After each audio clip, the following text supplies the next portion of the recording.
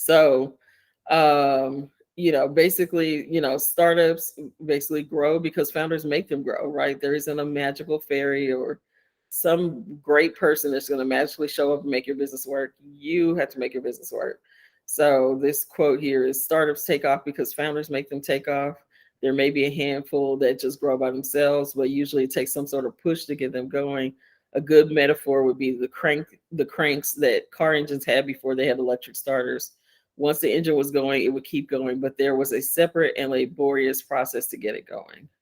So that is true of businesses of all types, especially startups. So let's talk about selling, right? So the reason why the first salesperson should be you is because no one knows your business and product like you do.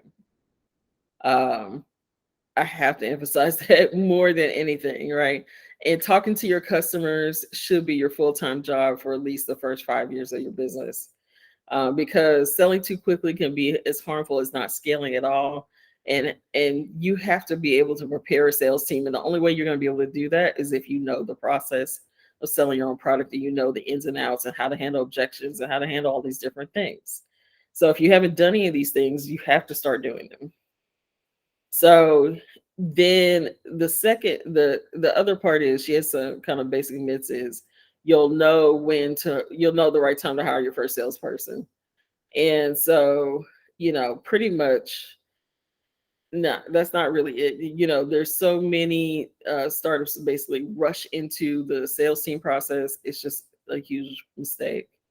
And then if you start doing it right, you are going to pay upwards to $100,000 just to get the right consultant to get the sales right. So if you don't want to spend this kind of money, you basically need to know the process. You want to reduce this bill once you get to it. You got to start knowing the process. And on top of that, if you don't learn the process and you don't hire a consultant, a bad hire can already be a pretty costly expense. So I don't know, has anybody here hired a bad salesperson yet? Has anybody here had that experience?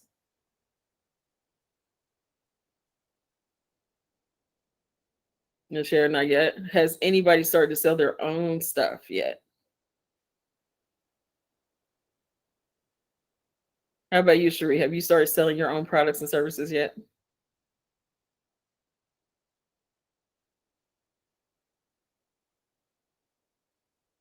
Yes, yes, a little, not as well as I would like to, because I don't like being sales. So I did hear you and felt that when you said the founders are the first sales person. So to get business, Mm-hmm. I do have to like attend events or go out and put myself out there. But eventually I would like to bring someone on to do the sales so I don't have to do that part. But Yeah. yeah, it's not where my strength is, but I can close. I think that's the thing for me is, you Yeah. put me to the table, I'll close it, but it's the getting to the table. Yeah. So that's where we're going to talk about like how to build out those mechanics and getting to the table.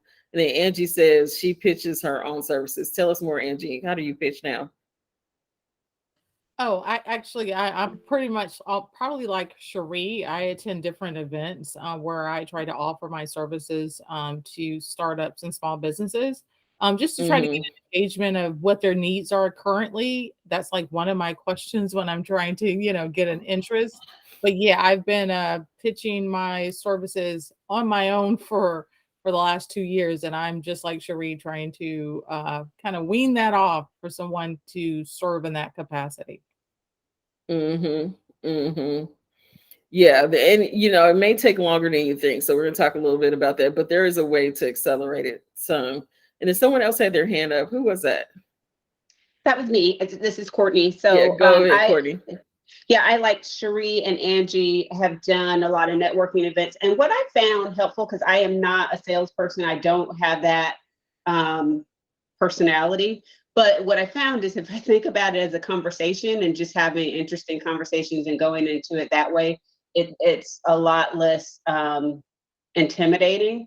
And I've had really good success that way. And, engaging in a good dialogue and then a follow-up from there has led to sales. Yeah. And the truth is every personality can sell, believe it or not. And Asia's one of those funny people that has a great story about that, because she was an artist, and she had no idea on how to sell, and she fell in love with sales, and she's actually an introvert by nature. And she's one of the top salespeople in Silicon Valley.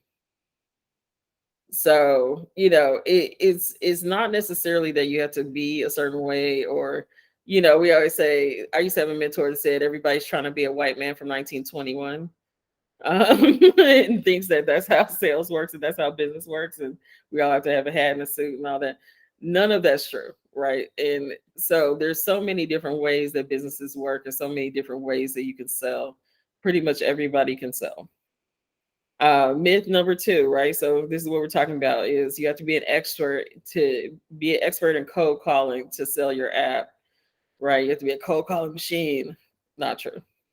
You have to be strategic, and you have to understand the ways that you're building out your sales pipeline.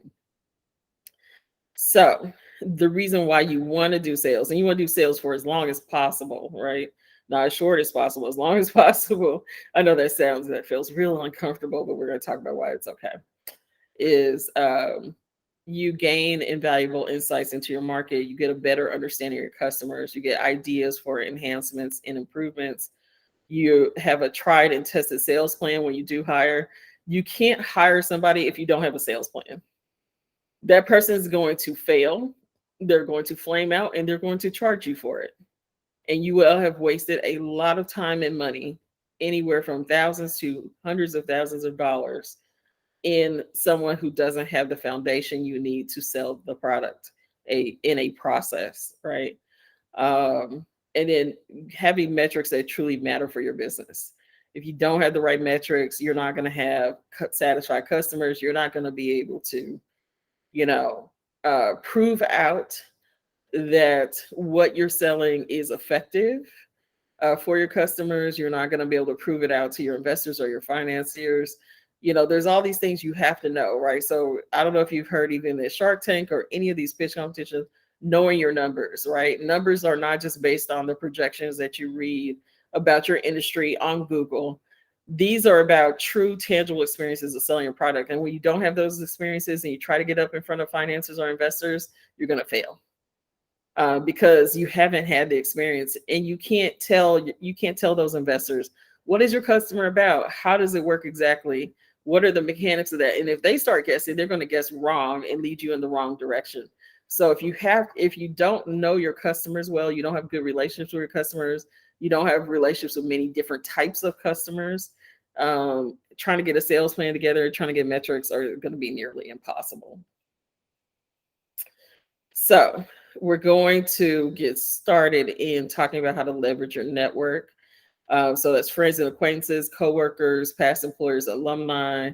You also want to ask for an introduction. So this is where we're talking about networking, but there's much, much more than that, right? So there's the sales methodology you use and the sales process, right? A sales methodology is guiding principles for how to act within and between sales stages. So you're probably already making the mistake of go to my website, pick a package, go. And there's no nurturing process. There's no process if you're not ready. There's nothing, you don't have anything to say or do if they don't want to buy right this second. You don't have any way to engage them. You don't have any extra things to talk about. You don't have any extra social posts to point them to, or webinars or anything, right? So the sales process is consisting of that journey that you take people on, so that, of course, anytime during the process they can buy, but they may not buy to the end of the process. They may not buy until the second or third process you show them. So you have to be constantly prepared to engage with customers in a way that's going to be so effective for your business, and that's the sales process.